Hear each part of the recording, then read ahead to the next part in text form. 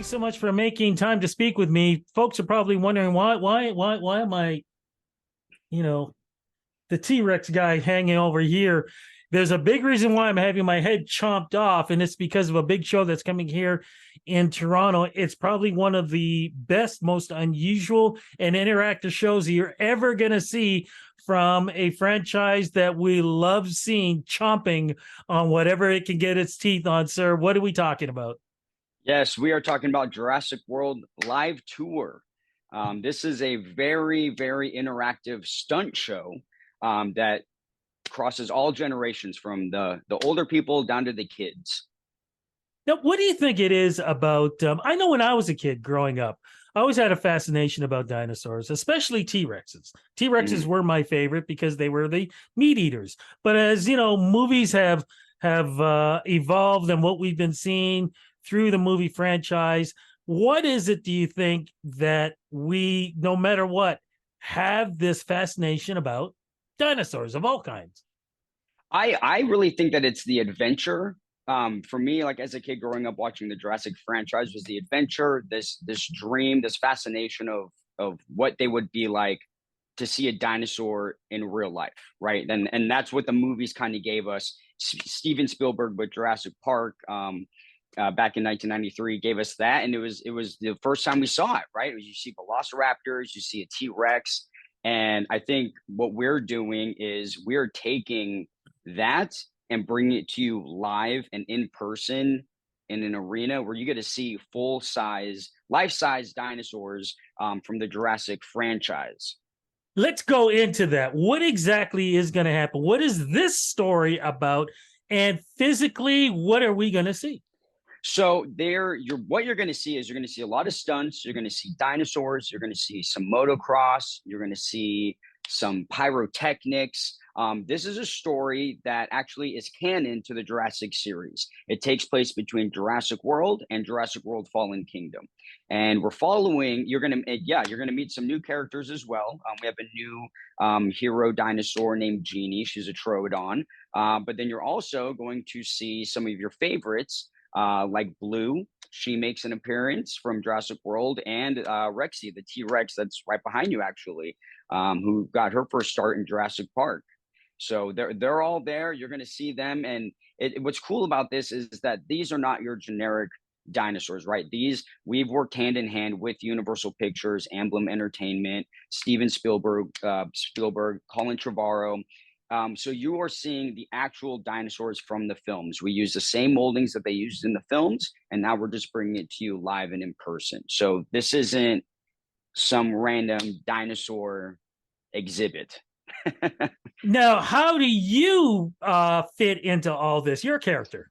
Yeah, so I play a character named Kurt Reed. He is the main villain, the main Wait, you're protagonist. you're the main villain. I am the villain. Yes, I Okay, am the main villain. so can we boo like boo Oh, hiss yeah, yes. boo Give me all the boo. boo? There we go. Hiss. Sorry, continue, Yeah, please. no, you're good. That's one great thing I love about being the villain is when going out there in the arena, you got the kids standing up saying, "Get out of here, boo!" Like it's like I get the hisses, and um, it's a lot of fun. It lets me know that I'm doing my job. But basically, yes, I play he's a mercenary leader who works for InGen, and he's coming in to try and get a hold of a new technology that our protagonist, Dr. Walker, has created. And he's trying to get his hands on that so that he can forward his military experience for or experiments for raptors for the military. And like Jurassic fashion, things don't always go his way. Sounds like a lot of action is happening. Now, for what I've seen, these dinosaurs look very realistic. How do they do this to make it realistic, but at the same time, keep it entertaining so that the young ones don't get too frightened and want to watch the story and be part of it? Yeah, it's a good question. There's a lot that go behind it. There's a lot of mechanics. We have our Dino Tier team, who they're amazing. I'm gonna say athletes because they truly are athletes. Are getting into these dinosaurs that are weighing anywhere between 120 to 140 pounds, and they're running around and they are bringing these creatures and characters to life. right in front of your eyes. It's really interesting. I think being out there on the arena, and like when Blue's out there and all these characters, the kids love it. They start to kind of build this relationship with the dinosaurs and this relationship with our characters, and especially the movies, and we have the Camp Cretaceous cartoon on Netflix as well, which we actually have another character in that makes an appearance, Bumpy.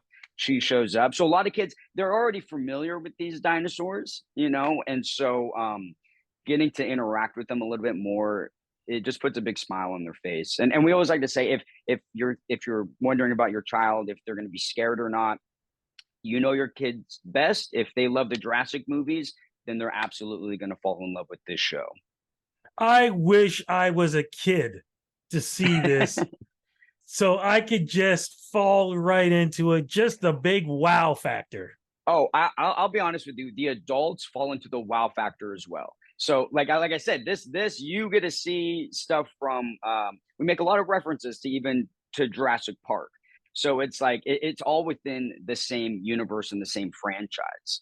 So I see tons of adults out there that are just like, oh wow, like I had no idea that was gonna happen, or like that was a cool stunt, or when an explosion kind of happens, you see all like everybody kind of react to it. So it really is a family show.